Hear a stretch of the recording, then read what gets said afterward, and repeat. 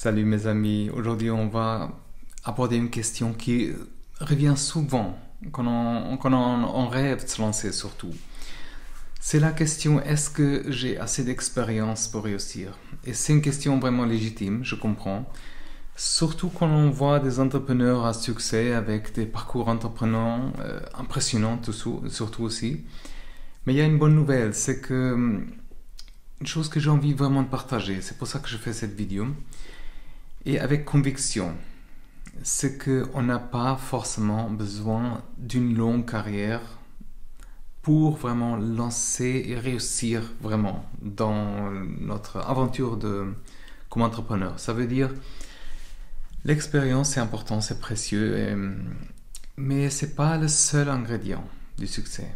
Et loin de tout ça. Ça veut dire, j'ai vu quand même certaines personnes se lancer avec peu d'expérience, très peu d'expérience, ou presque rien, et traditionnelles, par exemple, pour créer une entreprise.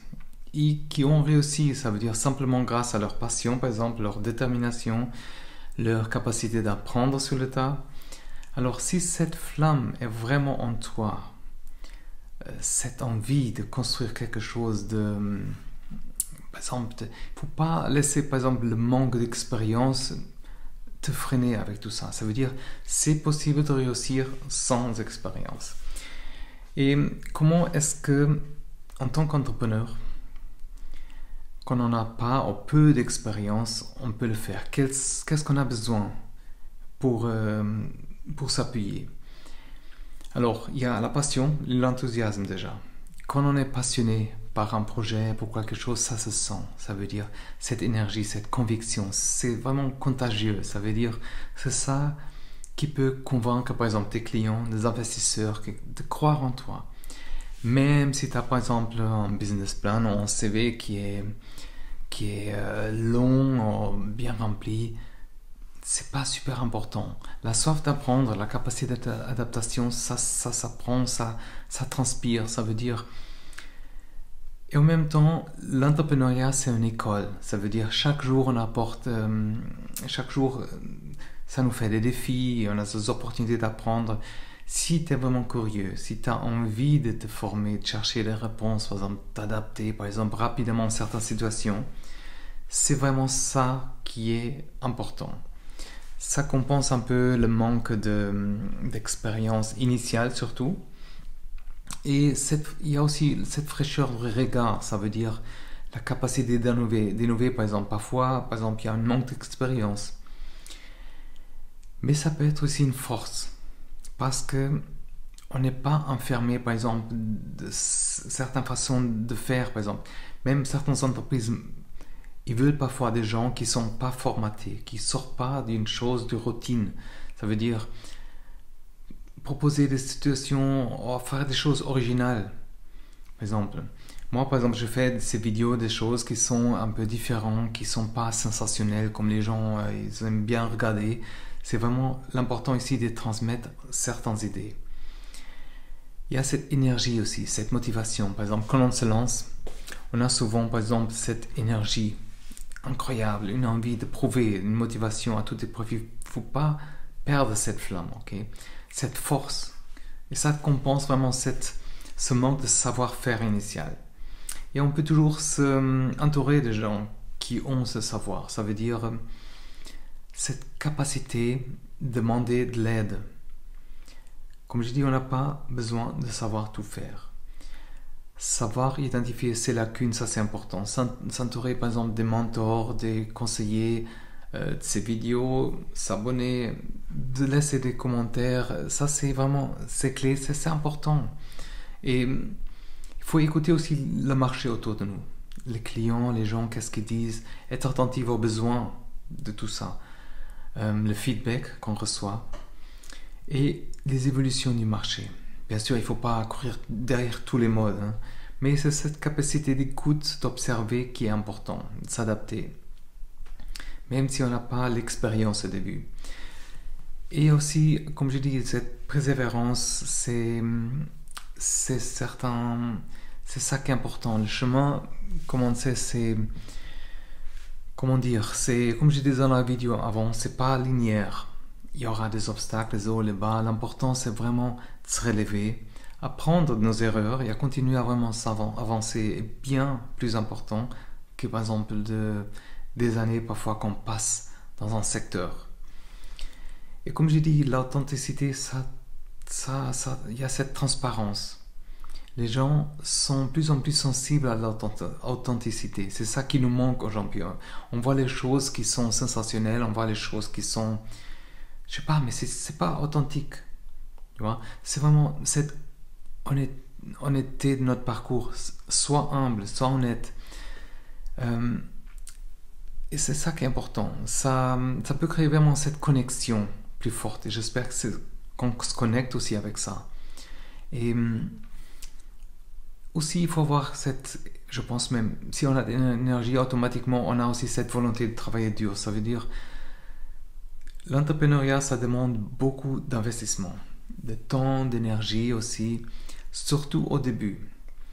Après, il ne faut pas s'asseoir sous nos lauriers, si jamais. Mais si tu es prêt à donner à fond, à pas compter les heures parfois qu'on passe, ça compense vraiment cette manque d'expérience initiale, ok? La focalisation sur la valeur, c'est ça qui est important. C'est ça qu'on apporte. Ça veut dire, au lieu de, par exemple, de se focaliser sur ce qui on n'a pas, par exemple, l'expérience, il faut se concentrer sur nos valeurs.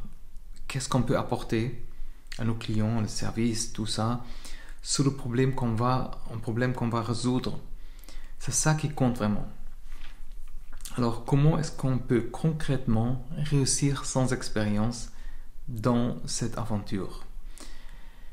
Alors, déjà, on a parlé d'identifier nos forces et nos faiblesses et nos passions. Ça veut dire, il faut se poser des questions. Qu'est-ce que me motive vraiment? Dans quoi est-ce que je suis naturellement, par exemple, doué?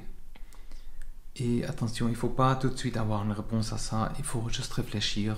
On a tous quelque chose à apporter. Et c'est sur ces bases solides qu'on va vraiment construire notre projet.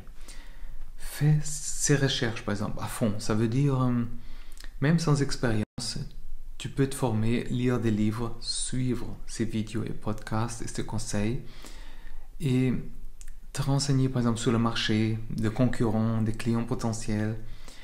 Aujourd'hui, avec Internet, il n'y a vraiment pas d'excuses. Avec toutes ces informations sont accessibles à tout le monde qui cherche. Et commence petit surtout. Apprends au fur et à mesure. Ça veut dire que tu n'as pas besoin d'avoir le business plan parfait, et même si tu n'as aucun business plan. Mais lance, par exemple, avoir cette vision simple.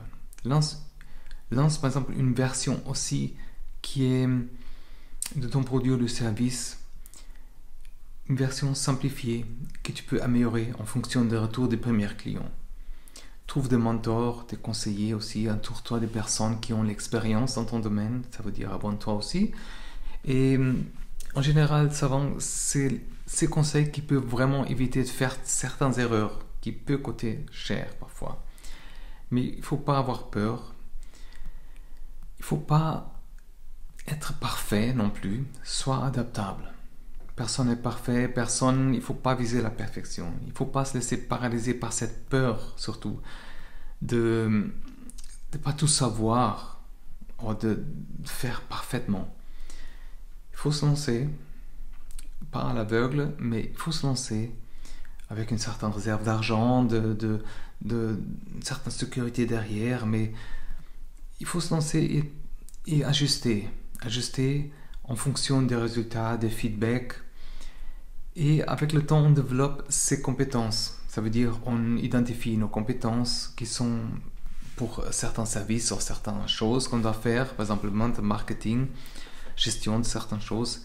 Travaille activement à développer tout ça. Et comme je dis, il faut constamment apprendre. Ça veut dire dans tout le monde, partout, ça veut dire c'est pas que l'entrepreneuriat, tout fonctionne très vite aujourd'hui.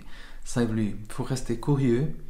Il faut continuer à se former, à se tenir au courant des nouvelles tendances, par exemple. Il ne faut vraiment pas avoir peur de demander de l'aide. Que ce soit dans les conseils, par exemple, le contact, collaboration. Il ne faut pas hésiter, par exemple, à solliciter aussi notre réseau de personnes qu'on connaît. ils ont une expérience en certaines choses qu'on a besoin, par exemple. Et même sans expérience, tu peux demander, par exemple, en offrant un service au client qui est bien, tu l'écoutes, c'est ça que les gens ils ont besoin, c'est ça qui manque aujourd'hui. Écoute les gens seulement. Tes clients satisfaits, ils vont te transmettre par bouche à oreille des choses. Et surtout, ça transpire aussi. Croire dans ce qu'on fait. La confiance, vraiment, c'est contagieux. Ça veut dire, si on croit dans ce qu'on fait, et si on est convaincu surtout, il ne faut pas se mentir. Ça veut dire, ça se transmet aux autres. Comme une genre de télépathie. Alors, comme tu vois, l'entrepreneur, c'est vraiment cette gestion qu'on fait de notre passion. On questionne, par exemple, la volonté d'apprendre, la capacité de s'adapter. Et ça, c'est super important. Alors, si tu as cette étincelle en toi, il ne faut pas la laisser étendre, ok? Il faut vraiment la nourrir. Et on a tous des atouts qui sont précieux, qui nous peut amener vraiment loin. Alors, lance-toi, apprends en chemin et construis vraiment ton propre succès.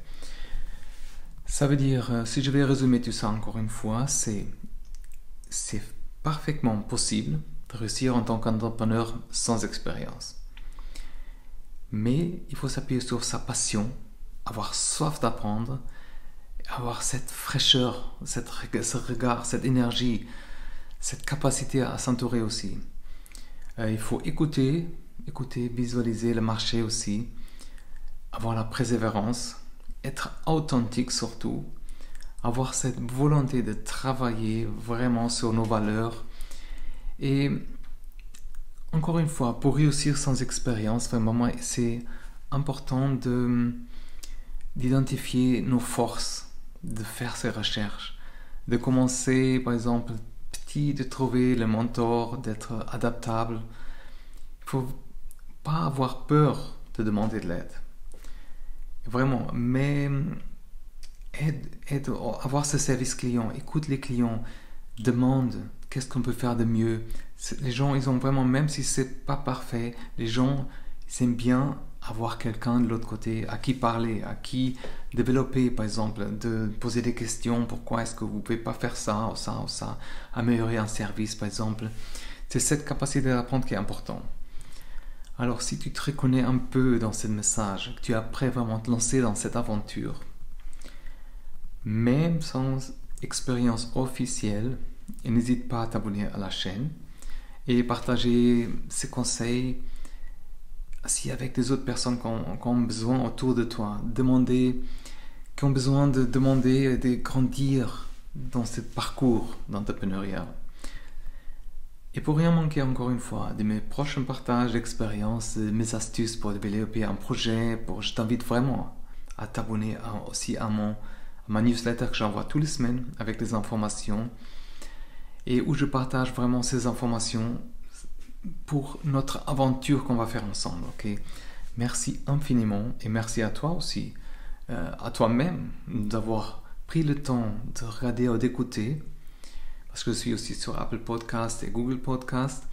N'oublie pas que notre potentiel est immense, okay? Même quoi que ce soit notre expérience.